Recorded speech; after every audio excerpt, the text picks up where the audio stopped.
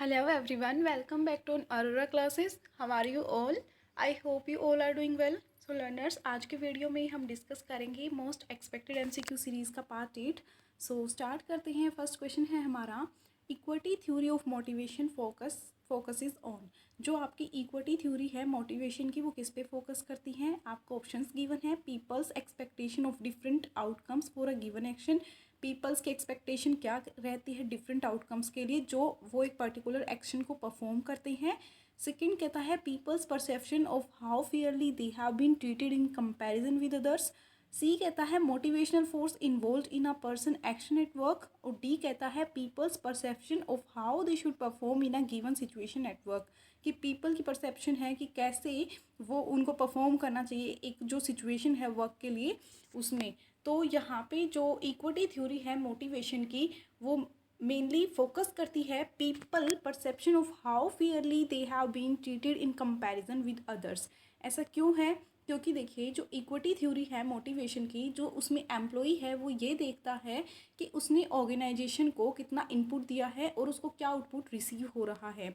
Means equity theory पहले तो ये पता होना चाहिए कि किसने जो है ये दी थी, और ये भी एग्जाम में पूछा जा चुका है. So equity theory Adams equity theory के नाम से पॉपुलर है, ये आपको याद रखना है. इसका एम क्या था कि जो एम्प्लॉई है वो क्या करता है, बैलेंस करता है अपनी जो उसका इनपुट है और जो उसका आउटपुट है. अब इनपुट क्या होगा कि कितनी जो है वो स्ट्रगल कर रहा है, कितना मेहनत कर रहा है, और बाद में उसको क्या आउटकम मिल रहा है, उसको सैलरी वेजेस दूसरों के कंपैरिजन में वो खुद के साथ भी देखता है कंपैरिजन करके कि मैं कितना इनपुट दे रहा हूँ और मुझे आउटपुट कितना रिसीव हो रहा है.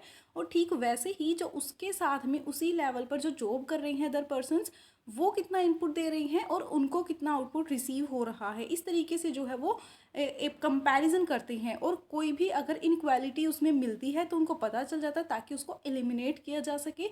अगर इनपुट और आउटपुट में कोई बैलेंस नहीं हो पाता है तो, अगर तो उनकी जो इनपुट है और आउटपुट है दोनों में बैलेंस होता है, तो इससे क्या होगा, एम्प्लॉई जो है उसके अच्छे प्रोडक्टिव रिलेशनशिप होंगे मैनेजमेंट के साथ. सो ये था इक्विटी थ्योरी. अब नेक्स्ट क्वेश्चन है हमारा, repo rate means. Repo rate क्या होती है? रेपो रेट का क्या मतलब है? ऑप्शन ए आपको कहता है rate offered by bank to their premium customer.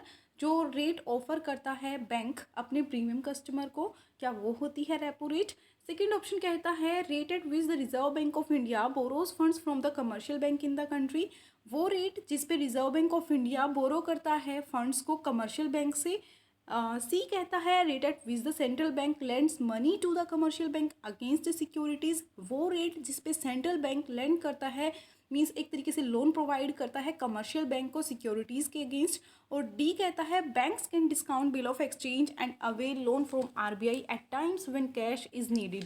या फिर वो रेट होती है जिस पे डिस्काउंट किया जा सकता है बिल ऑफ एक्सचेंज को, और वो कभी भी जो है आरबीआई से लोन ले सकते हैं जब उनको कैश की ज़रूरत होती है. सो रेपो रेट का मतलब होता है वो रेट जिस पर सेंट्रल बैंक कमर्शियल बैंक को, जो उसके शेड्यूल्ड बैंक है, उनको लोन प्रोवाइड करता है सिक्योरिटीज़ के अगेंस्ट. एक एग्जांपल लीजिए, जैसे कि आप एक कस्टमर हैं, आपको कोई लोन लेना है, आप बैंक के पास जाते हैं और बैंक आपसे इंटरेस्ट वसूल करता है, और बदले में आपको जो लोन, जैसे आपने 5 लाख का लोन लिया और आपको उस पर 5% जो है वो चार्ज लगा रहा है, बैंक आपसे इंटरेस्ट ले रहा है. ठीक है, अब बैंक्स के पास पैसा कहाँ से आएगा? अगर उनको शॉर्ट टर्म लिक्विडिटी के लिए ज़रूरत है अगर पैसे की, तो क्या करेंगे, वो आरबीआई के पास जाएंगे और आरबीआई के पास जो है अपनी सिक्योरिटीज़ को रखेंगे, जैसे कि गवर्नमेंट बॉन्ड्स हैं उसके, उनको प्लेस करके, और फिर वो क्या करेंगे, लोन के फॉर्म में जो है ले लेंगे. और आरबीआई उनको जिस रेट पे वो लोन प्रोवाइड करेगा, जिस रेट पे वो मनी लेंड करेगा आरबीआई, उसको हम क्या बोलते हैं, रेपो रेट. सो यहाँ पे ऑप्शन सी जो है वो करेक्ट हो जाएगा. जो रेपो रेट होती है उसको हम रीपर्चेज रेट भी बोलते हैं, और ये वो रेट होती है जिसपे आरबीआई कमर्शियल बैंक को, जो उसकी शेड्यूल्ड बैंक है, उनको शॉर्ट टर्म पीरियड के लिए लोन प्रोवाइड करता है.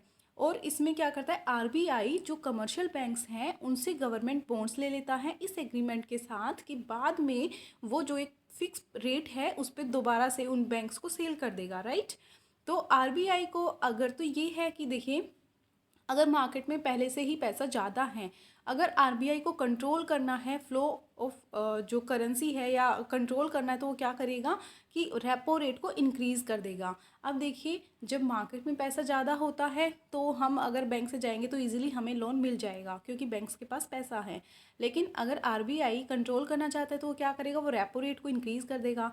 अब कमर्शियल बैंक्स को हाई रेट पे अगर लोन मिलेगा आरबीआई से तो अपने आप ही क्या हो जाएगी, लिमिट हो जाएगी और ज़्यादा जो है कैश या जो मनी है वो मार्केट में नहीं रहेगी। ठीक उसी तरीके से अगर आरबीआई चाहता है कि बैंक्स के लिए जो है चीपर रेट पे उनको मनी करना लेना आसान हो जाए तो वो उसको रिड्यूस कर देते हैं रेपो रेट को। अब रेपो रेट रिड्यूस हो गई है तो बैंक्स जो है ज़्यादा मनी लेंड कर पाएंगे आरबीआई से और मार्केट में भी पैसा ज़्यादा होगा जिससे कस्टमर्स को भी जो है लोन लेने में आसानी होगी। सो ये होती है रेपो रेट। अब नेक्स्ट क्वेश्चन है हमारा, which among this is not a monetary tool. Monetary policy आपने पढ़ी होगी, यहाँ पे आपसे पूछा गया है कौन सा मॉनेटरी टूल नहीं है। सो यहाँ पे फर्स्ट है SLR, statutory liquidity ratio, B कहता है डेफिसिट फाइनेंसिंग, सी कहता है ओपन मार्केट ऑपरेशंस और डी कहता है cash reserve ratio means CRR. यहाँ पे आपका आंसर होगा बी मीन्स डेफिसिट फाइनेंसिंग। अब देखिए टूल्स कौन सी होती हैं मॉनेटरी पॉलिसी की, ये है quantitative tools, quantitative measures tool, एक होती हैं क्वालिटेटिव होती हैं। इसमें से यहाँ पे हमने पढ़ा कि डेफिसिट फाइनेंसिंग इसमें नहीं होती है। चार होती हैं open market operation, bank rate policy, cash reserve ratio और statutory liquidity ratio. If you want this topic in detail you can tell me in the comment section, then I will make another video for this particular topic. So यहाँ पे मैंने इतना ही mention किया है कि जो monetary policy है उसके टूल्स होते हैं क्वांटिटेटिव में चार आती हैं, open market operation, bank rate, CRR और एसएलआर। सो वो होते हैं क्वालिटेटिव। अदर डेफिसिट फाइनेंसिंग, सो इसमें यहाँ पे करेक्ट आंसर हो जाएगा क्योंकि मॉनेटरी पॉलिसी की टूल नहीं है। अब नेक्स्ट क्वेश्चन है हमारा, which among the following is incorrect. कौन सा यहाँ पे इनकरेक्ट है। RBI is the bank of issue, RBI act as banker to the government, RBI is bankers bank, RBI does not regulate the flow of credit. देखिए आपको पता होगा कि जो हमारा सेंट्रल बैंक है वो रिजर्व बैंक ऑफ इंडिया है और जो भी मनी का कंट्रोल है, करेंसी इशू करना है, क्रेडिट का जो फ्लो है, ये सारे काम कौन करता है, आरबीआई करता है, हमारा सेंट्रल बैंक करता है। सो बैंकर्स टू द गवर्नमेंट भी किसको बोलती है, आरबीआई, वो उसी की तरह एक्ट करता है, बैंकर टू द गवर्नमेंट। और बैंकों का बैंक सबसे बड़ा बैंक कौन सा कहलाता है, आरबीआई, सेंट्रल बैंक। और ये जो है करेंसीज भी इशू करता है। एंड डी ऑप्शन यहाँ पे जो है इनकरेक्ट हो जाएगा क्योंकि जो आरबीआई है वो फ्लो ऑफ क्रेडिट को कंट्रोल करता है, रेगुलेट करता है। सो यहाँ पे डी ऑप्शन जो है करेक्ट हो जाएगा। अब नेक्स्ट क्वेश्चन है हमारा, main objective of the export import bank EXIM bank. Exam में बहुत बार पूछा गया है एग्जिम बैंक की मेन ऑब्जेक्टिव क्या है या कौन सा इसमें से ऑब्जेक्टिव नहीं है या फिर कौन से जो हैं उसके फंक्शंस हैं, वो सारी चीज़ें इसमें मेंशन की गई हैं। तो डिस्कस करते हैं। फर्स्ट ऑप्शन है to ensure an integrated and coordinated approach to solving the problems of exporter. B कहता है to provide special attention to capital goods export and export of technical services. C कहता है to tap domestic and overseas market for resources, undertake development and finance activities in the areas of export. D कहता है provide करता है financial assistance उसके exporter को, importer को, act करता है as the principal financial institution for coordinating the working of other institutions engaged in financing export and import. जो एग्जिम बैंक है वो प्रोवाइड करता है फाइनेंशियल असिस्टेंस उसके एक्सपोर्टर, इंपोर्टर को और प्रिंसिपल फाइनेंशियल इंस्टीट्यूशन में कोऑर्डिनेट करता है, वर्किंग जो इस काम में एंगेज्ड हैं उनको फाइनेंस भी करता है, एक्सपोर्ट एंड इंपोर्ट के काम में जो लगे हुए हैं अदर इंस्टीट्यूशन उनको भी जो है कोऑर्डिनेट करता है। फिफ्थ कहता है to provide refinance facilities to commercial banks and financial institutions against their export import financing activities. ये रीफाइनेंस भी करता है कमर्शियल बैंक को या फाइनेंशियल इंस्टीट्यूशन को जो एक्सपोर्ट इंपोर्ट फाइनेंसिंग एक्टिविटीज़ में लगे हुए हैं। आपको मैं बता दूं कि ये भी क्वेश्चन एग्जाम में आया है कि कौन सी मेन ऑब्जेक्टिव हैं और ये भी अलग अलग टॉपिक से जब चार ऑप्शंस में डाला गया है तब ये भी पूछा गया है क्या एग्जिम बैंक, क्या ये स्टेटमेंट करेक्ट है कि जो एग्जिम बैंक है वो रीफाइनेंस करता है, फैसिलिटेट करता है कमर्शियल बैंक्स को, जो अदर एक्टिविटीज़ जो अदर इंस्टीट्यूशन उसमें एंगेज हैं फाइनेंसिंग एक्टिविटीज़ में एक्सपोर्ट इंपोर्ट की, क्या उनको भी रीफाइनेंस करता है।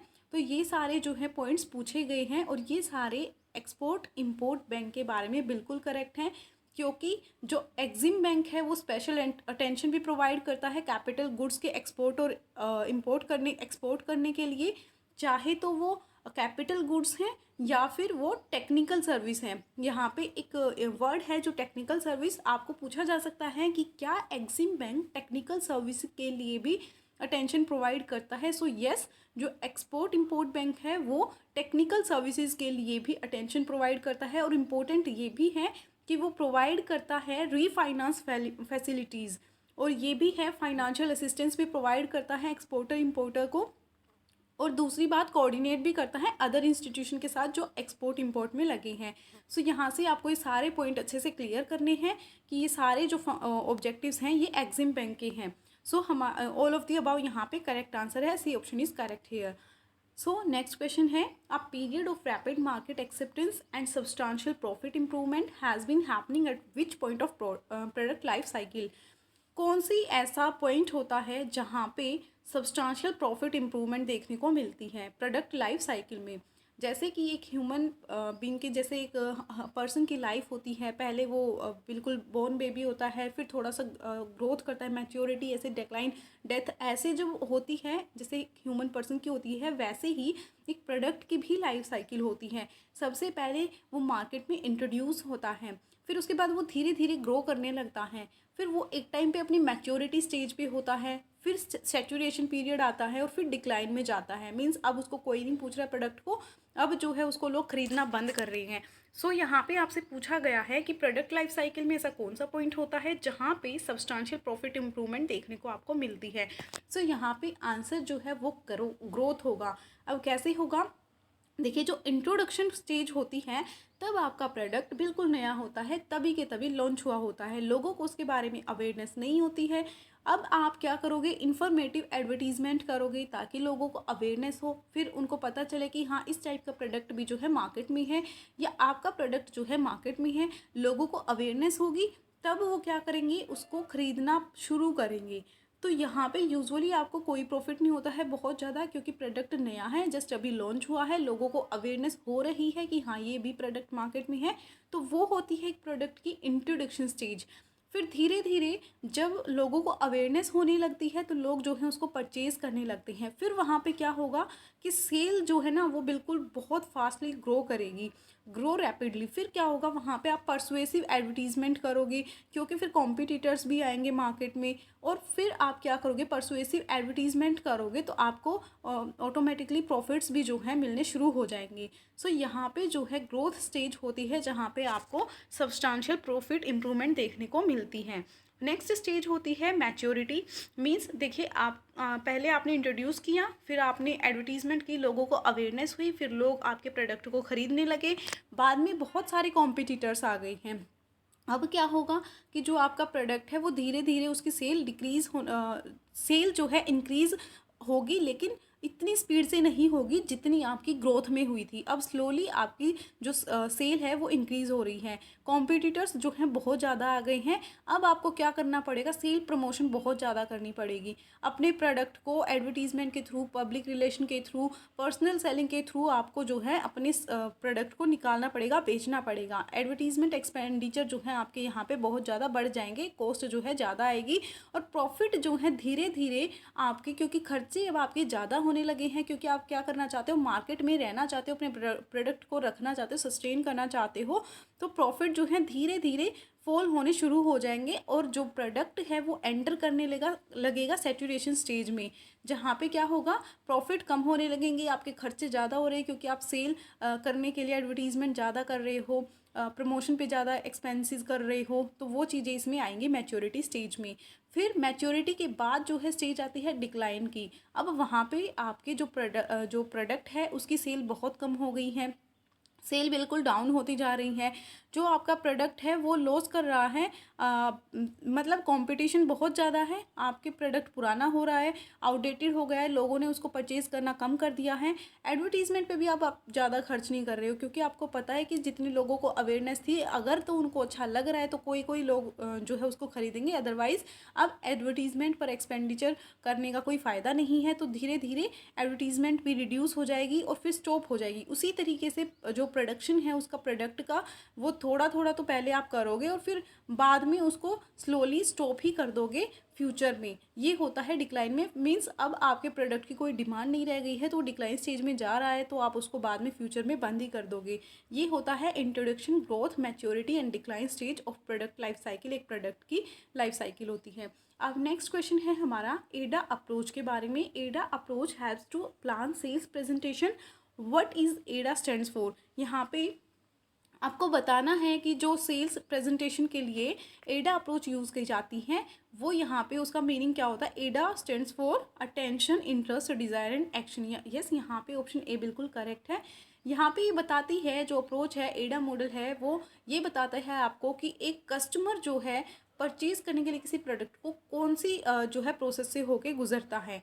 सबसे पहले it is a model use in marketing that describe the steps a customer goes through in the process of purchasing a product. मान लीजिए कि आप एक स्मार्टफोन खरीदेंगे तो कौन सी वाली प्रोसेस से होके गुजरेंगे एक स्मार्टफोन को खरीदने के लिए। तो यहाँ पे जो है हम देख लेते, सबसे पहले होता है अटेंशन। देखिए, पहले होते थे कीपैड मोबाइल्स, और तब जो है किसी के पास भी स्मार्टफोन नहीं था, तो जिसने भी ये स्मार्टफोन बनाया पहले उसने क्या किया होगा, एडवर्टीज़मेंट करी होगी, उन्होंने कोशिश की होगी कि लोगों का ध्यान ज़्यादा से ज़्यादा उनके प्रोडक्ट की तरफ जाए, लोगों को अवेयरनेस हो इस बारे में। जितनी ज़्यादा अवेयरनेस होगी, अवेयरनेस के बाद उनको नॉलेज होगी। यस, ये बात या आपको याद रखनी है, ये भी एग्जाम में पूछा गया था। सबसे पहले होती है अवेयरनेस, ना कि नॉलेज। अवेयरनेस के बाद होती है नॉलेज, फिर वो उसको लाइक करने लगते हैं, फिर प्रेफरेंस होती है, ये चीज़ आएगी। सबसे पहले अटेंशन होगी, कस्टमर की अटेंशन आपको ग्रैब करनी पड़ेगी। सेकंड क्या होगा कि आपको इंटरेस्ट क्रिएट करना होगा। मान लीजिए स्मार्टफोन इंट्रोड्यूस हुए, अब लोगों को वो चलाना भी नहीं आता है, इतनी ज़्यादा नॉलेज भी नहीं है, आपने इंट्रोड्यूस किया, लोगों को उसके बारे में थोड़ी नॉलेज हुई, फिर वो उसको लाइक करेंगे, सब तब जाके हमें जो है इंटरेस्ट होगा कि हाँ मुझे भी ये चीज़ लेनी चाहिए। आपको इंटरेस्ट हुआ कि हाँ आपको स्मार्टफोन लेना है। फिर डिज़ायर होगी। डिज़ायर मीन्स आप जो है उसको लेने की इच्छा रखोगे उस वक्त, और डिज़ायर का मतलब होता है कि आप पे भी करना चाहते हो उसके बदले में। कल भी हमने पढ़ा था डिमांड क्या होता है, डिज़ायर, या यहाँ पे डिमांड भी आप बोल सकते हो कि डिज़ायर है, एबिलिटी टू पे है, तो वहाँ पे आपकी डिमांड में वो जो है कन्वर्ट हो जाएगी। अराउज डिज़ायर सेकंड थर्ड में आता है डिज़ायर, और फिर फाइनली होता है एक्शन। मीन्स जो है कस्टमर को अब आपके प्रोडक्ट के बारे में पता भी चल गया है, उसका इंटरेस्ट भी है और उसकी डिज़ायर भी उसको ख़रीदने की। तो फोर्थ में क्या होगा, एक्शन। आपको पता चला कि स्मार्टफोन जो है मार्केट में है, पहले नहीं थे, पहले कीपैड मोबाइल थे, फिर आपको लगा कि हाँ ये अच्छा प्रोडक्ट है, आपको उसमें इंटरेस्ट है कि आपको भी जो है स्मार्टफोन लेना है। फिर आपकी डिज़ायर हुई कि हाँ मेरे पास पैसे भी हैं और मैं इसको परचेज़ करना चाहता हूँ, और फाइनली फिर आप क्या करोगे, उसको परचेज़ कर लोगे। वो आता है एक्शन में। ये होता है एडा फनल, कि कैसे जो है कस्टमर एक प्रोसेस से होके गुजरता है फाइनली एक प्रोडक्ट को परचेज़ करने के लिए। नेक्स्ट क्वेश्चन है हमारा, dash can be defined as a written record of the duties, responsibilities and conditions of job. यहाँ पे आपसे पूछा गया है कि कौन सा डिफाइन करता है रिटन रिकॉर्ड ऑफ ड्यूटीज़ को, रिस्पॉन्सिबिलिटीज़ को, कंडीशंस को एक जॉब के लिए। आपको पता होगा कि एक एम्प्लॉई को एक जो एक एम्प्लॉई होता है उसको उसकी सारी जो ड्यूटीज़ होती हैं, रिस्पॉन्सिबिलिटीज़ होती हैं, या क्या उस जॉब के लिए कंडीशंस हैं, वो लिखी जाती हैं जॉब डिस्क्रिप्शन में। 3 होते हैं, आपने पढ़ा होगा, जॉब डिस्क्रिप्शन, जॉब स्पेसिफिकेशन भी पढ़ा होगा, job profile and none of the above. यहाँ पे ऑप्शंस गिवन है, ऑप्शन ए यहाँ पे करेक्ट है, जॉब डिस्क्रिप्शन। थोड़ा सा इसको डिटेल में पढ़ लेते हैं। What is job description? Job description typically is a narrative that identifies a job title, a brief summary of the job, a description of essential job tasks and duties, and all or some of the following elements. ये आपको पता होनी चाहिए कि एक particular job को करने के लिए आप में कौन सी स्किल्स होनी चाहिए, कौन सी क्वालिफिकेशन आपकी होनी चाहिए, वो जो है इसमें लिखा जाता है जॉब डिस्क्रिप्शन में। What, when, where, how job task are done, कब, कैसे और कहाँ आपको जो जॉब के टास्क हैं वो करने हैं, वो भी उसमें लिखे जाते हैं। कौन से इक्विपमेंट, कौन सी मशीन, कौन सी टूल्स आपको यूज़ करनी है वो भी जो है जॉब डिस्क्रिप्शन में लिखा जाता है। कौन से स्किल्स और क्वालिफिकेशन चाहिए उस परफॉर्म करने के लिए उस जॉब को, वो भी लिखी जाती हैं। सुपरविज़न और डायरेक्शन उस पोजीशन के लिए ये भी लिखा जाएगा। कैसे आप इंटरेक्ट करोगे कस्टमर्स के साथ, फेलो वर्कर्स के साथ और अदर जो पर्सन्स हैं उनके साथ, जॉब प्रोसीजर क्या रहेगा, जॉब से रिलेटेड कम्युनिकेशन की कैसी रिक्वायरमेंट है, other information required to appropriately define the job, ये सारी चीज़ें जो हैं वो लिखी जाती हैं आपकी जॉब डिस्क्रिप्शन में।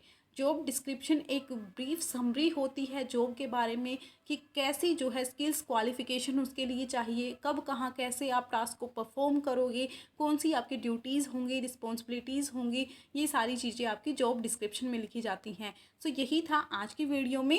If you really like this video, please don't forget subscribe, like and share our channel. Thank you so much.